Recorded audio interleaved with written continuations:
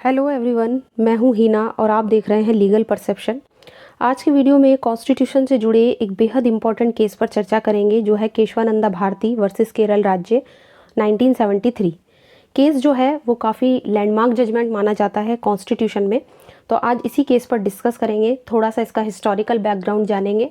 साथ ही इस केस से पहले कौन कौन से ऐसे जजमेंट आए हैं जिन्होंने इस केस की पृष्ठभूमि, उसका बैकग्राउंड तैयार किया था, तो वो भी इस वीडियो में जानने वाले हैं, इसलिए वीडियो के एंड तक बने रहिएगा।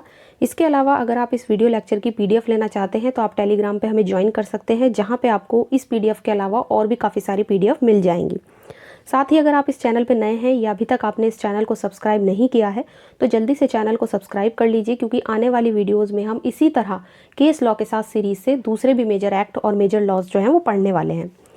आज का जो टॉपिक है वो है केशवानंदा भारती वर्सेस केरल राज्य। ये तो देखिए, हम जानते ही हैं कि ये मामला भारत के कानूनी इतिहास में एक ऐतिहासिक जजमेंट है, एक हिस्टोरिकल केस माना जाता है और कॉन्स्टिट्यूशन में इसका बहुत ही ज़्यादा मेन और बहुत ही ज़्यादा एक, मैं ये कह सकती हूँ कि इम्पॉर्टेंट जगह है इसकी।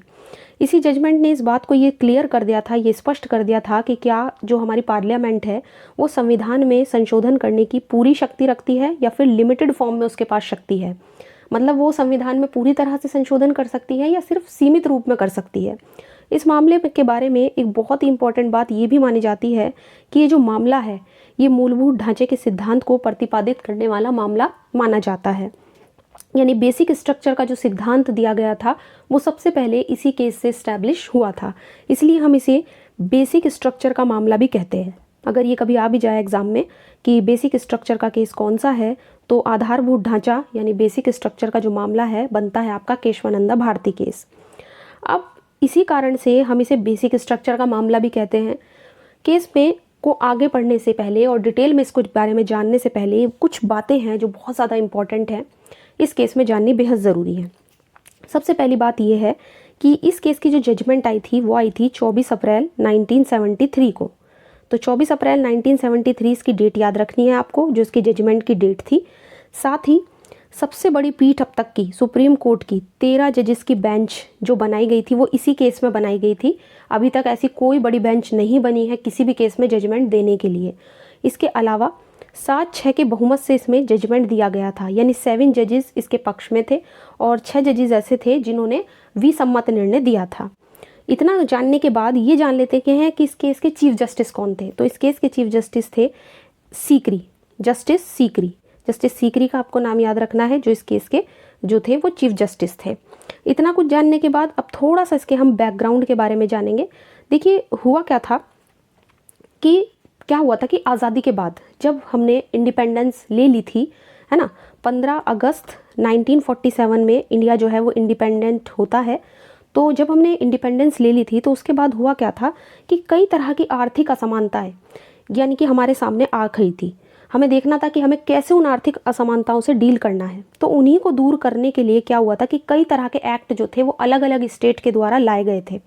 अब जब एक्ट लाए गए अलग अलग स्टेट के द्वारा, तो उन एक्ट से ये बताया गया था कि कैसे हमें उन आर्थिक असमानताओं को दूर करना है, और उन्हीं एक्ट के ज़रिए उनमें से एक एक्ट लाया गया था केरल सरकार के द्वारा, जिसका नाम था केरल भूमि सुधार अधिनियम 1969। अब वो जो एक्ट लाया गया था, 1963 में लाया गया था। तो 1963 में जो आपका केरल भूमि सुधार एक्ट लाया गया था, उससे क्या हुआ कि केरल सरकार ने धीरे धीरे क्या किया कि जिन लोगों के पास ज़्यादा लैंड थे, ज़्यादा ज़मीन थी, उनको जब्त करना शुरू कर दिया। अब जिन लोगों के पास ज़्यादा ज़मीन थी वो तो उनसे लेनी शुरू कर ही दी। इसके अलावा इसी एक्ट के तहत क्या होता है कि केरल के जो केरल राज्य था उसी के कासरगोड ज़िले में, कासरगोड ज़िला आपको ध्यान रखना है, केरल के कासरगोड ज़िले में एक इडनीर मठ था, इडनीर मठ।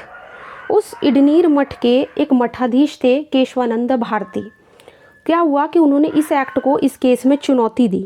उन्होंने कहा कि ऐसा करने से ये जो सरकार, केरल सरकार जो मठ की भूमि जो कर रही है, मतलब अधिग्रहण कर रही है, इससे क्या हो रहा है कि मठ के जो रोज़मर्रा के कार्य थे वो बहुत ज़्यादा दिक्कत में आ रहे थे, क्योंकि ज़मीन ली जा रही थी। तो यहाँ पे उन्होंने इसी एक्ट को चैलेंज किया था सुप्रीम कोर्ट में। अब जब उन्होंने चैलेंज किया तो इसके बाद धीरे धीरे बनते ही बाद में ये निकला है, ये मतलब जो कोर्ट का जजमेंट आया है, तो कोर्ट ने क्या किया, बेसिक स्ट्रक्चर का इसी केस में ये सिद्धांत प्रतिपादित किया था।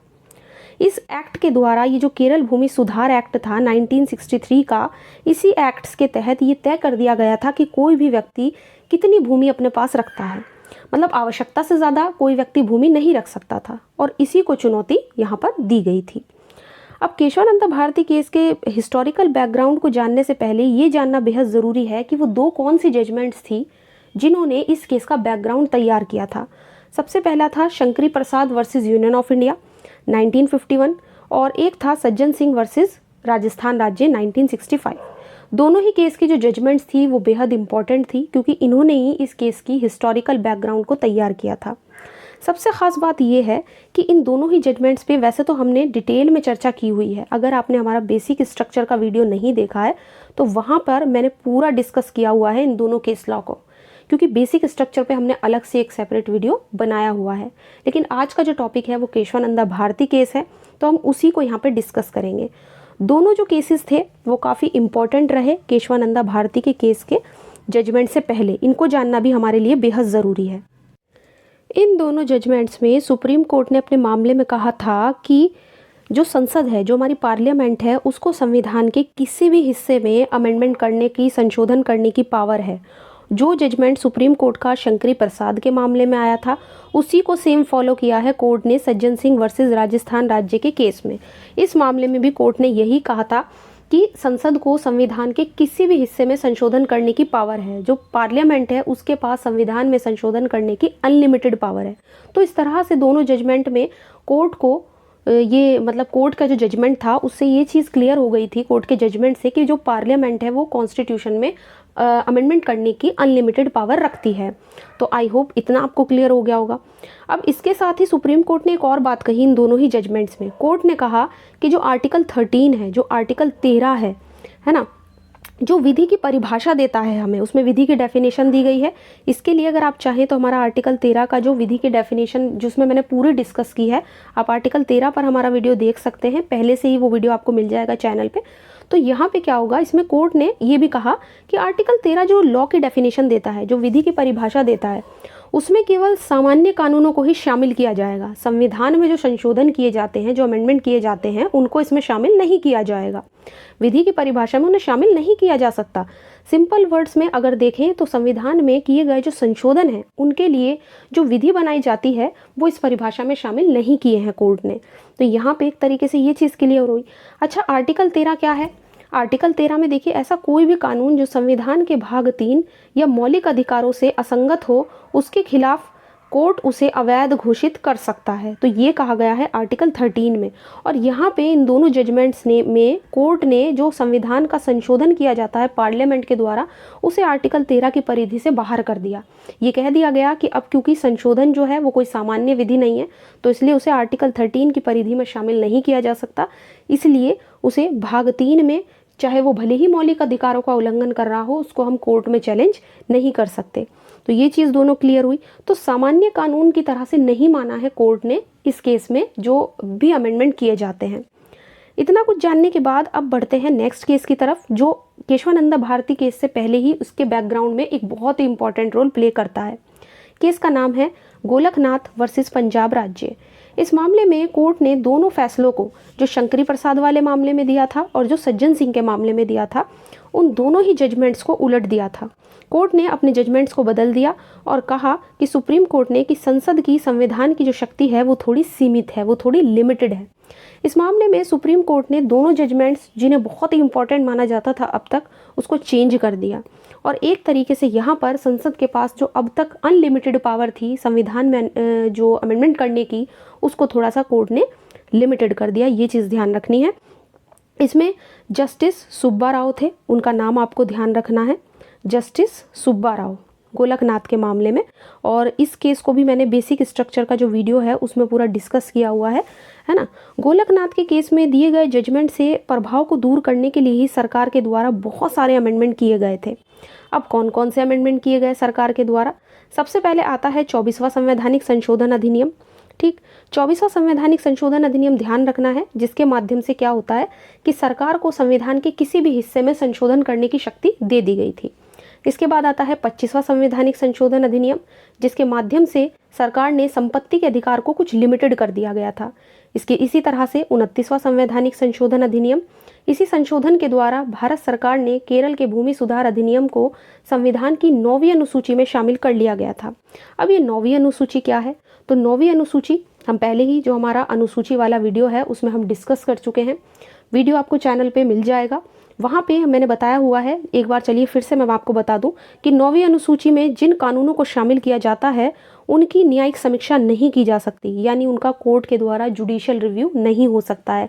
तो केरल भूमि सुधार अधिनियम को अब क्योंकि 9वीं अनुसूची में डाल दिया गया था, तो इसका मतलब क्या हुआ, केरल भूमि सुधार को भी, क्योंकि अब वो 9th शेड्यूल में आ गया है, उसको भी कोर्ट में चैलेंज नहीं किया जा सकता था ना। सब कुछ होने के बाद, ये सभी अमेंडमेंट्स पढ़ने के बाद अब आते हैं हम फाइनी केशवानंद भारती वर्सेस केरल राज्य के केस पे। तो मामले के फैक्ट तो आपको अच्छे से समझ आ गए होंगे कि केरल सरकार ने 1963 के केरल भूमि सुधार एक्ट से जो मठ की जो भूमि थी उसको अधिग्रहित कर लिया था। उसके बाद ही जो मठाधीश थे, उस मठ में रहने वाले केशवानंदा भारती, उन्होंने उस एक्ट को चैलेंज किया था।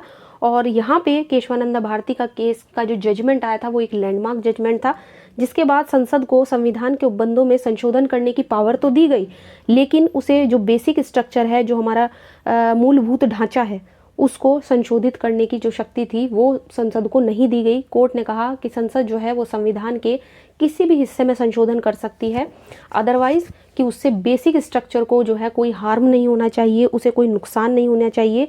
और ये जो केशवानंदा भारती केस था, इसमें 24वें संवैधानिक संशोधन अधिनियम को जो चुनौती दी गई थी और उसको विधि मान्य ठहराया गया था। 24वां संवैधानिक संशोधन अधिनियम को इस केस में विधि मान्य ठहराया गया था। इतना क्लियर होने के बाद वैसे बेसिक स्ट्रक्चर में क्या क्या चीज़ें आएंगी और क्या क्या इसमें अब तक कोर्ट ने किन किन चीज़ों को शामिल किया है जिनको अमेंडमेंट नहीं कर सकती है पार्लियामेंट, ये हमने बेसिक स्ट्रक्चर वाली वीडियो में ही डिस्कस किया है। अब मान लीजिए कोर्ट के सामने ये प्रश्न उठता है कि आधारभूत ढांचे में क्या क्या शामिल किया जाएगा। अब ये कैसे तय किया जाए कि कोई चीज़ आधारभूत ढांचा है या नहीं जिसको अमेंडमेंट नहीं कर सकती पार्लियामेंट। तो ये जिम्मेदारी दी गई है हमारी जुडिशरी को, हमारी न्यायपालिका को।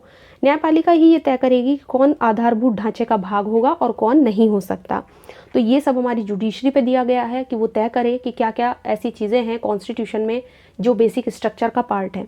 तो आई होप ये चीज़ आपको बिल्कुल क्लियर हो गई होगी। आज की वीडियो में हमने केशवानंदा भारती केस के अलावा इससे जुड़े जो बैकग्राउंड केसेस थे, जैसे शंकरी प्रसाद, सज्जन सिंह और गोलकनाथ का मामला, ये लैंडमार्क जजमेंट है और इनको हमने इसलिए डिस्कस किया है ताकि जो हिस्टोरिकल बैकग्राउंड है वो आपको पता लग जाए कि किस तरीके से जजमेंट टू जजमेंट कोर्ट के last finally Kesavananda Bharati case तक ये जो है पूरा खत्म हुआ है और बेसिक स्ट्रक्चर लास्ट में उसका जो प्रिंसिपल है वो कोर्ट के द्वारा दिया गया है। आई होप आज का वीडियो आपको अच्छा लगा होगा। वीडियो अगर अच्छा लगा हो तो वीडियो को लाइक कर दीजिए, ज़्यादा से ज़्यादा शेयर कीजिए और अगर आपने अभी तक चैनल को सब्सक्राइब नहीं किया है तो जल्दी से चैनल को सब्सक्राइब कर लीजिए और साथ ही आप PDF लेने के लिए आप हमारे टेलीग्राम ग्रुप को भी ज्वाइन कर सकते हैं।